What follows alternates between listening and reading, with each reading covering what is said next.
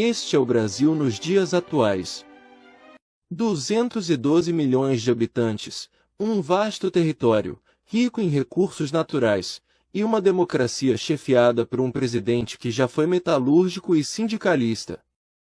No ranking das maiores economias do mundo, o Brasil está em 10º lugar com um PIB de 2,19 trilhões de dólares.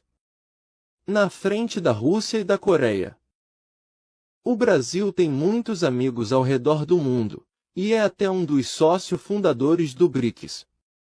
Outros membros do clube são Hare Krishna, Hare Krishna.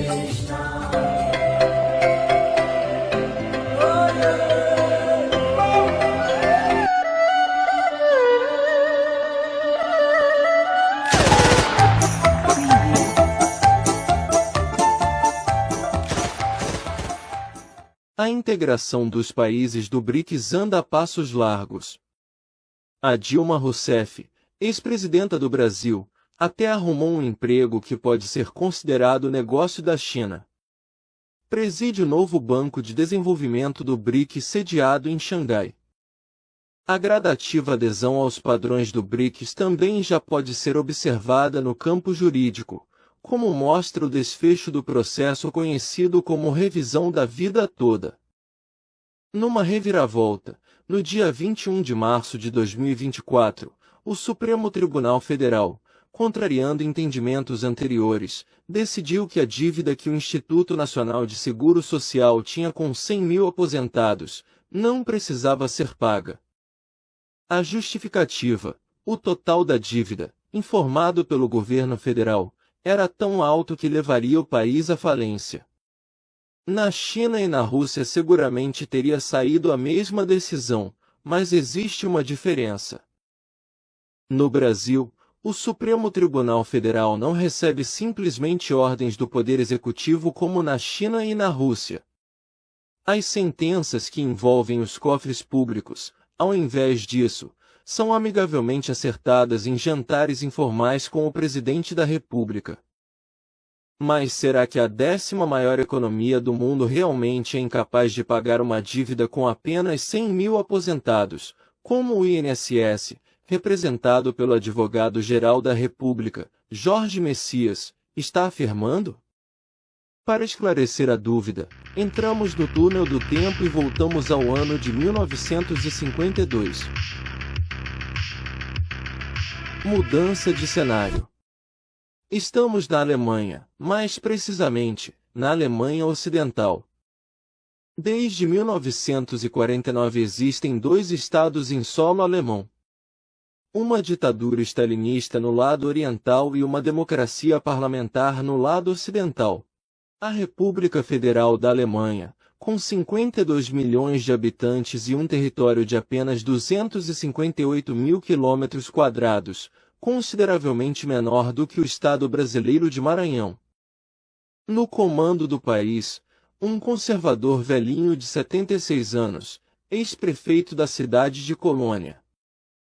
7 anos após o fim da Segunda Guerra Mundial, os vestígios que deixou ainda são visíveis.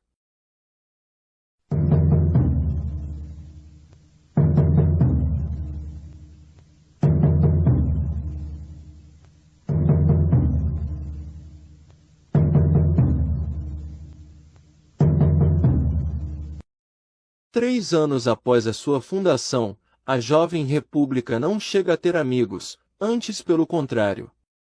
O governo anterior andou invadindo e ocupando uma boa parte da Europa. O troco veio em seguida, causando a ampla destruição de cidades e de importantes indústrias.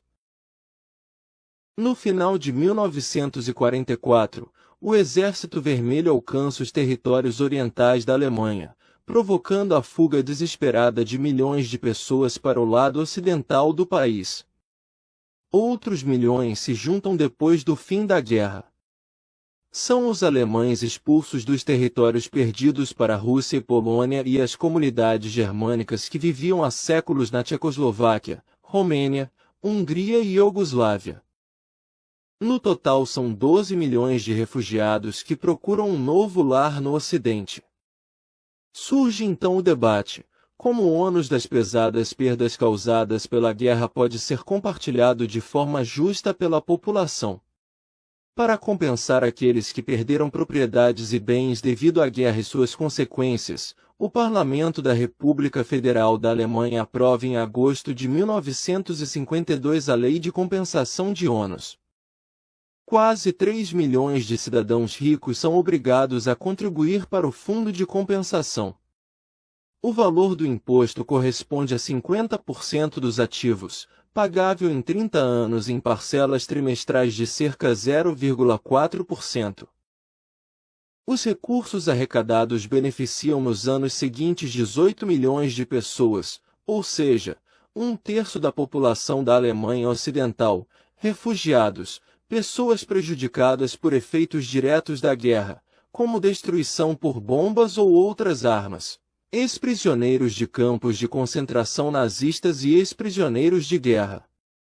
O total recolhido, em termos monetários atuais, 60 bilhões de euros. Mundo paradoxal. Na década de 1950, o governo da Alemanha Ocidental do pós-guerra, liderado por um político conservador, elabora um pacote de ajuda no valor de 360 bilhões de reais, que beneficia nada menos que 18 milhões de pessoas. E sem o envolvimento do judiciário. Já no Brasil, um presidente com histórico sindical, cofundador de um partido que afirma ser dos trabalhadores, participa ativamente na sabotagem da aprovação da revisão da vida toda no Supremo Tribunal Federal. Igual ao antecessor, quer dar calote nos 100 mil aposentados que tiveram suas altas contribuições antes do Plano Real excluídas do cálculo de suas aposentadorias. Alega que o custo seria de 480 bilhões de reais. Ou seja, teria um custo mais alto do que a compensação de ônus alemã.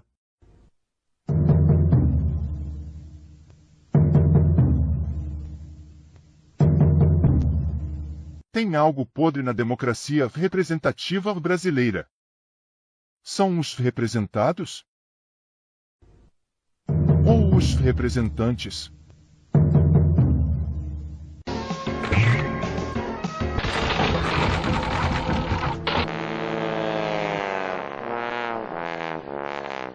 O Supremo Tribunal Federal informa: você não tem nenhuma chance. Aproveite-a.